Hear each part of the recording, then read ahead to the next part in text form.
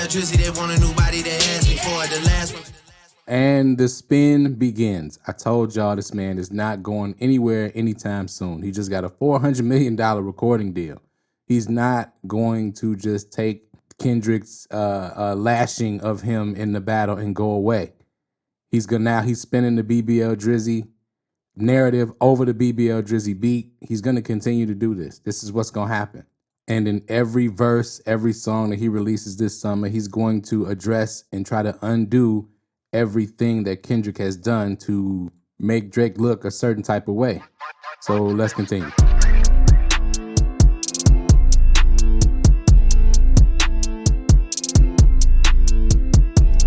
So it continues, the saga continues. Drake on his feature for Sexy Red's You Are My Everything, I think it's called, addresses things from the battle. He featured on this record, which is a Tay Keith record. That's who produced it. Sexy Red, of course, is the feature on it. And Drake basically, this is a response to Euphoria in a way, right? Yes, it is. We're gonna go through it line for line. It's not too crazy, not too deep. Doesn't have to be. Of course, he wouldn't do that on the Sexy Red record. That audience does not really want to hear a bunch of lyrical miracle, double meaning entendre type stuff. But Drake continues to defend himself and go on the offensive with just the whole Sexy Red narrative, everything Kendrick said in Euphoria. Without further ado, let's get into it. Drake on You Are My Everything with Sexy Red. Let's go. Give me the pussy, I'm bullying shit. Hit from the back and I'm pulling shit. I'm smoking the city, I wanted to see it, but baby, I couldn't just dip. Okay, so if we haven't figured it out by now, Drake is very ego-centric because he's gonna lean into the misogyny. You know, give me the, I'm bullying, right? He's leaning right into it. Just hit it from the back, I'm pulling it. And look, to be honest, people have to be honest, that's what his fan base likes. You know what I'm saying? And that's how a lot of music sounds. So we can't all of a sudden, just because Kendrick pointed out some things, everybody act like they wasn't rocking to this before. Now, I understand Kendrick made him look a certain type of way, so now you look at what he's saying in a different way. But the fact that he's leaning into it like this means that either he thinks he can disprove it or he just doesn't think that it matters. So not the approach I would take, but I had some smoke in the city. I wanted to see you, baby. Okay, so he's addressing the battle. He's going to keep doing that. He can't ignore it, of course. So he's going to lean into it. We'll see how this goes. This is an interesting approach, but I figured this is what he would do because the dude is arrogant. Let's continue. You know the time when we on my niggas start lurking and tying their hoodies and shit. Soon as this shit get resolved, I'll turn the librarian for you. I'm booking that shit. So for everybody who thought the battle was over, he just told you right then it's not. You know the timing we on when my niggas start lurking and tying their hoodies and shit.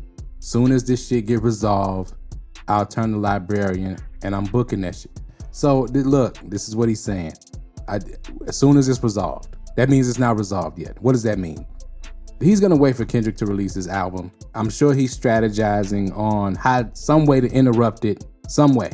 He's gonna try to interrupt that. Or he'll do the smart thing, leave Kendrick alone and just keep attacking everyone else who also jumped into the battle. Now that's what I would do. Do I think that's what Drake is gonna do? I don't. I think he's going to go back at Kendrick because he's gonna try to prove that Kendrick was lying on him and that he wasn't lying on Kendrick. That's what he said at the end of the Heart Part 6. He didn't say that because he couldn't think of nothing else to say. He said it for a reason, but let's continue. Let's do it. Regular, I love you, let's do it. Showed another to the city, I promise, so let's get the fuck out St. Louis. Okay, that last bar especially, I take that as that's the spin. That's gonna be part of the spin, right? Showed enough love to the city, but let's get the F out St. Louis. Because he knows that Kendrick has the hood, has the states right now, for sure. But Drake is a global artist. He's going to lean into that foreign part of his fan base and his success a little bit more. Style of music, that's where he's gonna go because honestly, he does have an advantage over Kendrick and the other artists in that vein. He's a more global artist. He can lean into the Afro beats and other styles of music and hopefully withstand the backlash that he's receiving right now. And my opinion is that over time, that's what he's gonna hope to try to do. But let's continue. Maybe we go to St. Lucia. I've been in so I'll introduce you. Or maybe you go to St. Martin with me if these niggas take break and quit starting with me. And there it is. Also the victim card, right? Which I said in the beginning, the problem with the whole battle is Kendrick using the Future and Metro Boomin record, and then everybody hopping on the second record to diss Drake because it seems like they're teaming up on him, and that's something that they can't avoid. He's gonna be able to play that card every time. He's gonna use it. It makes sense. Let's continue. Maybe we go to say kiss. If you and your BD, you call it spits. And maybe we call it an accident. You slip, you trip, you fall on my dick. Now, he's also in this record, to me, trying to show how this is not bothering him. It's not bothering him at all. I'm not gonna change my lifestyle. What you said about me is not true, which is a smart way to approach it. I'm still gonna be misogynistic. I'm still on these females. Nothing you can do about it. Y'all not bothering me. I'm on vacation with another one. Me and Sexy Red out here. But let's continue. It's funny. Why you love me still a mystery? Me and the surgeon got history. I changed a lot of girls' lives for real. They need a new body, they hitting me.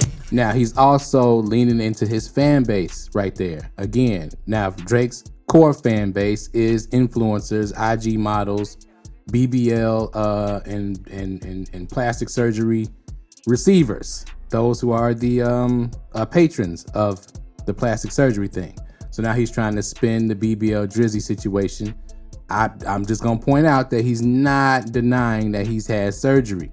He has not really directly denied that in any of the record. So I don't know if he should go about it that way. Maybe there's receipts, and Kendrick and them have receipts on him having plastic surgery, but I notice he's avoiding that a little bit.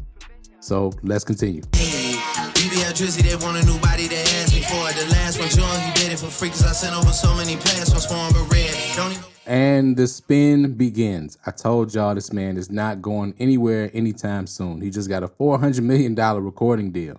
He's not going to just take Kendrick's lashing of him in the battle and go away. He's spinning the BBL Drizzy narrative over the BBL Drizzy beat. He's gonna continue to do this. This is what's gonna happen.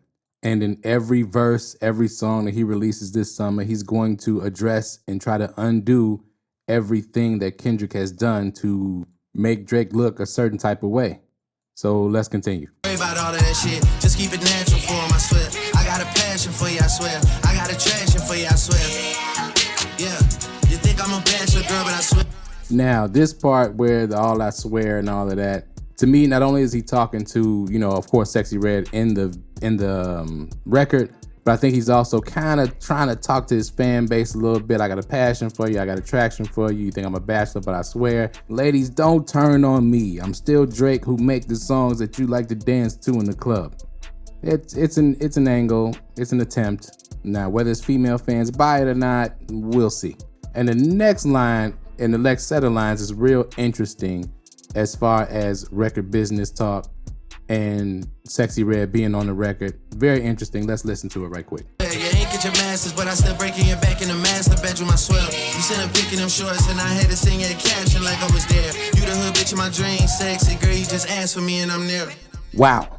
Okay, let's read this first. Okay, you ain't get your masters, but I stay breaking your back in the master bedroom, I swear. You send a pic in them shorts and I had to send you a caption like I was there. You the hood chick of my dreams, sexy girl. You just asked for me and I'm there. Wow. Now, I don't know how anybody else reads that. That sounds very colonizerish to me. That is not a good, it's slick if you can't think, right?